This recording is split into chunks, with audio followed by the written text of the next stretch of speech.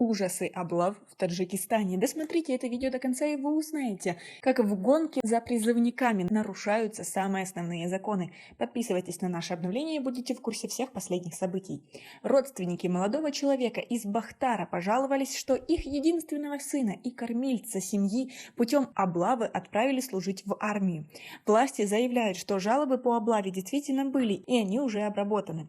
Шахноза Гадоева, сестра призывника Шахбоза Гадоева, рассказала, что 7 октября ее брат, уехавший в Душанбе в целях поиска работы, попал под облаву, и его доставили в комиссариат районного Шох-Мансур и далее отправили служить в район Кушаньон.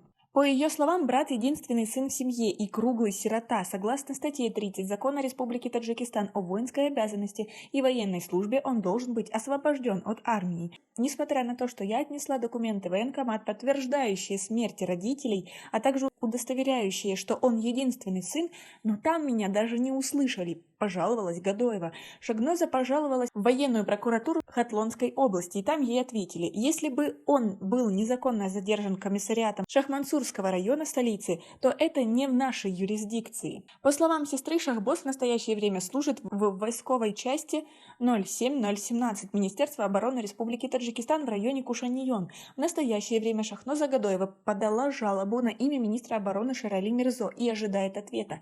В частности, она указала, что Шахбоз единственный в семье, и она находится на его попечении после смерти родителей. Как вы относитесь к облавам в Таджикистане? Свои ответы напишите нам, пожалуйста, в комментарии. Вопрос призыва молодых на военную службу – одна из самых актуальных тем в Таджикистане. И каждый год во время призыва происходит много случаев принудительного призыва, широко известного как облава. Во время каждого воинского призыва в Таджикистане в интернете появляются десятки видеороликов, на которых видно, как молодых людей ловят на улицах, затаскивают в автомобили и увозят в неизвестном направлении. Но случай со студентами беспрецедентный. Еще ни разу студентов для отправки в армию не собирали под предлогом университетского собрания. Пресс-секретарь Министерства обороны Фаридун Махмадализода сказал, что в этом году к ним поступали жалобы о принуждении молодых людей на армейскую службу, и они уже обработаны. Выяснилось, что во всех случаях было недопонимание в связи с новым законом о воинской обязанности и военной службе. В связи с этим в некоторых случаях жалуются люди, не знающие или не информированные о новом законопроекте.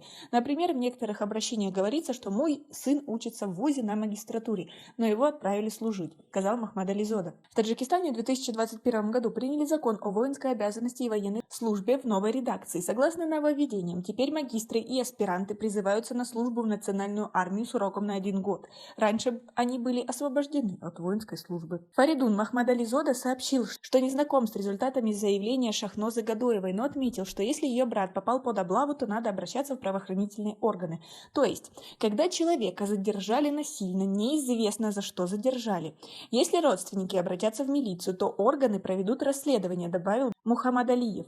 Он подчеркнул, что на самом деле единственный сын в семье освобожден от воинской службы, но он должен предоставить призывной комиссии необходимые документы, подтверждающие этот факт, и только тогда будет иметь право на освобождение от службы, отметил представитель Минобороны.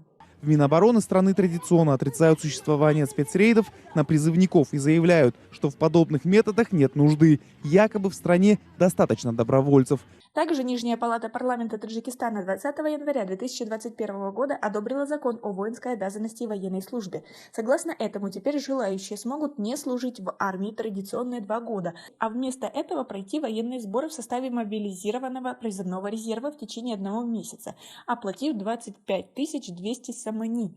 А как вы относитесь ко всей этой ситуации, что в некоторых районах дали указание завершить набор призывников за 3 дня? То есть они будут действительно вновь вырывать молодых людей с улиц и отправлять их неизвестно куда. И это каждый год. Почему это нельзя решить? Как вы думаете? Свои ответы напишите нам, пожалуйста, в комментарии. У нас пока на этом все. Оцените наше видео подпиской и лайком. До скорой встречи.